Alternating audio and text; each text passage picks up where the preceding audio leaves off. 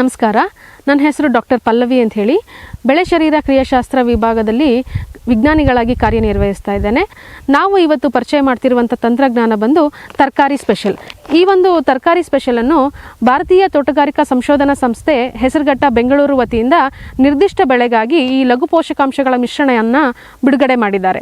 ರೈತರಲ್ಲಿ ಸಾಕಷ್ಟು ಲಘು ಪೋಷಕಾಂಶಗಳ ಪ್ರಾಮುಖ್ಯತೆ ಗೊತ್ತಿಲ್ಲ. ರೈತರು ನಮ್ಮಲ್ಲಿ ಬರೀ ಪ್ರಮುಖ ಪೋಷಕಾಂಶಗಳನ್ನೇ ಅತಿ ಹೆಚ್ಚಾಗಿ ಬಳಸಿ ಈ ಲಘು ಪೋಷಕಾಂಶಗಳನ್ನ ಅವರು ಕಡೆಗಣಿಸ್ಬಿಟ್ಟಿದ್ದಾರೆ. ಸೊ ಅದನ್ನು ಮಾಡಬಾರ್ದು. ಯಾಕೆ ಅಂತಂದರೆ ಲಘು ಪೋಷಕಾಂಶಗಳ ಪ್ರಾಮುಖ್ಯತೆ ಸಾಕಷ್ಟಿದೆ.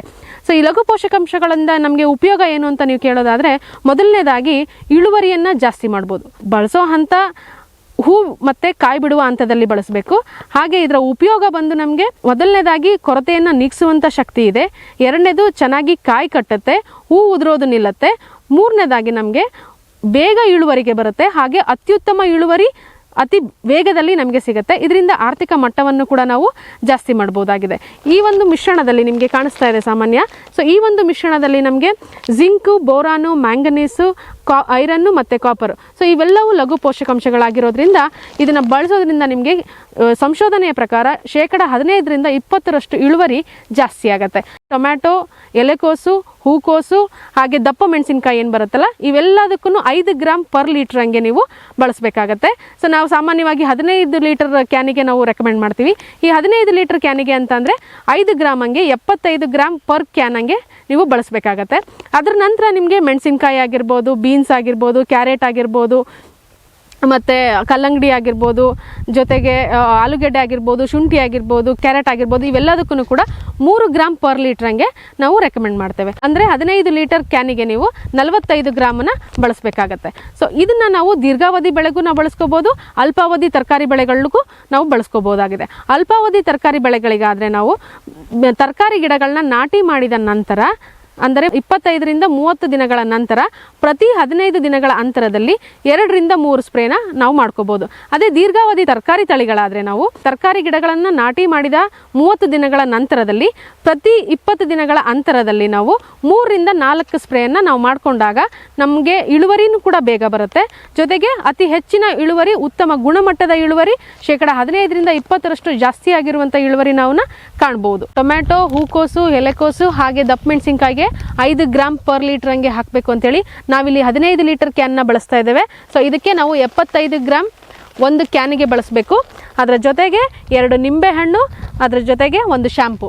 ಸೊ ಇಷ್ಟು ಪದಾರ್ಥಗಳನ್ನು ನಾವು ಹಾಕಿ ನೀರಲ್ಲಿ ಮಿಕ್ಸ್ ಮಾಡಿ ನಂತರ ನಾವು ಸ್ಪ್ರೇಯನ್ನು ತೊಗೋಬೋದು. ನಾವೀಗ ನೋಡ್ತಾ ಇರುವಂಥ ಕ್ಯಾಬೇಜ್ ಬಂದು ಆಲ್ರೆಡಿ 2 ತಿಂಗಳು ದಾಟಿದೆ.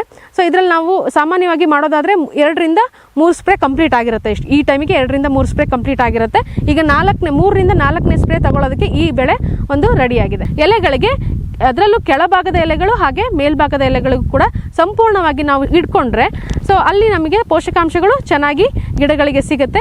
ಲಘು ಪೋಷಕಾಂಶಗಳಲ್ಲಿ ನಾವು ಹೆಚ್ಚಾಗಿ ಕೊಡೋದ್ರಿಂದ 15ರಿಂದ 20% ಅಷ್ಟು ಇಳುವರಿಯನ್ನು ನಾವು ಹೆಚ್ಚಿಗೆ ಕಾಣಬಹುದಾಗಿದೆ. ಅಂದರೆ ಈಗ ಟೊಮ್ಯಾಟೊ ಆಗಿರ್ಬೋದು, ಹೂಕೋಸು, ಎಲೆಕೋಸು ಹಾಗೆ ದಪ್ಪ ಮೆಣಸಿನಕಾಯಲ್ಲಿ ನಮಗೆ 15ರಿಂದ 20% ಅಷ್ಟು ಇಳುವರಿ ಜಾಸ್ತಿ ಆಗುತ್ತೆ. ನೆಕ್ಸ್ಟ್ ನಮಗೆ ಮೆಣಸಿನಕಾಯಿ ಆಗಿರ್ಬೋದು, ಕ್ಯಾರೆಟು, ಈರುಳ್ಳಿ, ಬೆಳ್ಳುಳ್ಳಿ, ಜೊತೆಗೆ ಮೂಲಂಗಿ, ಬೀನ್ಸು, ಇದರಲ್ಲಿ ಎಲ್ಲಾದ್ರೂ ಕೂಡ ನಮ್ಗೆ 12ರಿಂದ 15% ಅಷ್ಟು ಇಳುವರಿ ನಾವು ಜಾಸ್ತಿ ಕಾಣ್ಬೋದಾಗಿದೆ. ಈಗ ನಾವು ಈ ತರಕಾರಿ ಸ್ಪೆಷಲನ್ನು ಬೀನ್ಸ್ ಬೆಳೆ ಮೇಲೆ ಪ್ರಯೋಗ ಮಾಡ್ತಾ ಇದ್ದೇವೆ. ಸೊ ಈ ಒಂದು ತರಕಾರಿ ಸ್ಪೆಷಲ್ನ ನಾವು 3 ಗ್ರಾಮ್ ಪರ್ ಲೀಟರ್ ಹಂಗೆ ಬಳಸಬೇಕು. ಅಂದರೆ 45 ಗ್ರಾಮ್ 15 ಲೀಟರ್ ಕ್ಯಾನಿಗೆ ನಾವು ಬಳಸಬೇಕು. ಇದನ್ನು ನಾವು ಸಾಮಾನ್ಯವಾಗಿ ಹೂ ಬಿಡುವ ಮತ್ತು ಕಾಯಿ ಬಿಡುವ ಹಂತದಲ್ಲಿ, ಈಗ ಆಲ್ರೆಡಿ ಹೂ ಬಿಡ್ತಾ ಇದೆ, ನಿಮಗೆ ಕಾಣಿಸ್ತಾ ಇರ್ಬೋದು, ಹೂ ಬಿಡುವ ಮತ್ತು ಕಾಯಿ ಬಿಡುವ ಹಂತದಲ್ಲಿ ನಾವು ಬಳಸ್ಬೋದು. ಸೊ ನಾಟಿ ಮಾಡಿ ನಾವು 20 ದಿನಗಳ ನಂತರದಲ್ಲಿ ನಾವು ಒಂದು ಸ್ಪ್ರೇಯನ್ನು ತೊಗೋಬೋದು. ಮೇಲೆಯಿಂದ ಕೆಳಗಡೆವರೆಗೂ ನಾವು ಎಲೆಗಳೆಲ್ಲ ತೋಯೋ ಹಾಗೆ ನಾವು ಇದನ್ನು ಸ್ಪ್ರೇ ಮಾಡಬೇಕು. ಸಾಮಾನ್ಯವಾಗಿ ಎಲ್ಲ ಎಲೆಗಳು ತೋಯೋ ಹಾಗೆ ನಾವು ಸ್ಪ್ರೇ ಮಾಡಬೇಕಾಗತ್ತೆ. ಆಗ ನಿಮಗೆ ಈ ಪೋಷಕಾಂಶಗಳನ್ನು ಸ್ಪ್ರೇ ಮಾಡಿದ್ದು ಕೂಡ ಆ ಒಂದು ಪೋಷಕಾಂಶಗಳ ಲಭ್ಯತೆ ನಿಮಗೆ ಈಸಿಯಾಗಿ ಗಿಡಗಳಿಗೆ ದೊರಕುತ್ತೆ. ಈ ಬೆಳೆ ಆಲ್ರೆಡಿ ಈಗ ನಮಗೆ 2 ತಿಂಗಳಲ್ಲಿದೆ. ಸೊ ಈ 2 ತಿಂಗಳಲ್ಲಿರುವಂತಹ ಬೆಳೆಗೆ ನಾವು ಇದು 3ನೇ ಬಾರಿ ಸಿಂಪಡಣೆಯನ್ನು ಮಾಡ್ತಾ ಇದ್ದೇವೆ. ಅಂದರೆ ನಾಟಿ ಮಾಡಿ ನಾವು 30 ದಿನಗಳ ನಂತರದಲ್ಲಿ ಒಂದು ಸ್ಪ್ರೇಯನ್ನು ಮಾಡಿದ್ದೇವೆ. ಅದಾದ ನಂತರ 20 ದಿನಗಳಲ್ಲಿ ಒಂದು ಸ್ಪ್ರೇಯನ್ನು ಮಾಡಿದ್ದೇವೆ. ಇದು 3ನೇ ಸ್ಪ್ರೇಯನ್ನು ನಾವು ಮಾಡ್ತಾ ಇದ್ದೇವೆ. ಸೊ ಇದನ್ನು ನೀವು ಸ್ಪ್ರೇ ಮಾಡಬೇಕಾದ್ರೆ ಮೇಲಗಡೆ ಎಲೆಯಿಂದ ಕೆಳಗಡೆ ಎಲೆಯವರೆಗೂ ತೊಯ್ಯೋ ಹಾಗೆ ಸಂಪೂರ್ಣವಾಗಿ ಎಲೆಗಳನ್ನು ನಾವು ನೆನೆಸಬೇಕಾಗತ್ತೆ. ಸೊ ಆವಾಗ ಮಾತ್ರ ನಾವು ಹೆಚ್ಚು ಇಳುವರಿಯನ್ನು ನಾವು ನಿರೀಕ್ಷೆ ಮಾಡಬಹುದು. ಇಲ್ಲಿ ನಿಮಗೆ ನೋಡ್ಬೋದು ಇಳುವರಿ ಹೆಚ್ಚಾಗಿರುವಂತಹ ಒಂದು ಗಿಡ. ಸೊ ಈ ಒಂದು ಲಘು ಪೋಷಕಾಂಶಗಳ ಸಿಂಪರಣೆಯನ್ನು ನಾವು ಮಾಡಿರೋದ್ರಿಂದ ಕಾಯಿಗಳ ಹೆಚ್ಚಳ ಜಾಸ್ತಿಯಾಗಿದೆ. ಇದರಿಂದ ಇಳುವರಿನೂ ಕೂಡ ನಾವು ಅತಿ ಹೆಚ್ಚು ನಿರೀಕ್ಷೆಯನ್ನು ಮಾಡಬಹುದು. ಹಾಗೆ ಈ ಒಂದು ಬೆಳೆ ಅತಿ ಬೇಗ ಕಟಾವಿಗೆ ಬರುತ್ತೆ. ಉತ್ತಮ ಗುಣಮಟ್ಟದ ಕಾಯಿಗಳನ್ನು ನಾವು ನಿರೀಕ್ಷೆ ಮಾಡಬಹುದು. ಅಧಿಕೃತ ಮಾರಾಟಗಾರರಿಂದನೂ ಸಿಗುತ್ತೆ. ಅಂದರೆ IIHR ಅಲ್ಲಿ ನಿಮಗೆ ಸಾಕಷ್ಟು ಕ್ವಾಂಟಿಟಿಯಲ್ಲೂ ಕೂಡ ನಿಮಗೆ ಸಿಗುತ್ತೆ. ಅದು ಬಿಟ್ಟು ನಮ್ಮ ಕೃಷಿ ವಿಜ್ಞಾನ ಕೇಂದ್ರ ಕಂದರಿಯಲ್ಲೂ ಕೂಡ ಇದು ಮಾರಾಟಕ್ಕೆ ಲಭ್ಯವಿದೆ. ಸೊ ಅಲ್ಲಿ ಕೂಡ ಬಂದು ರೈತರು ಇದರ ಅನುಕೂಲವನ್ನು ಪಡ್ಕೋಬಹುದಾಗಿದೆ.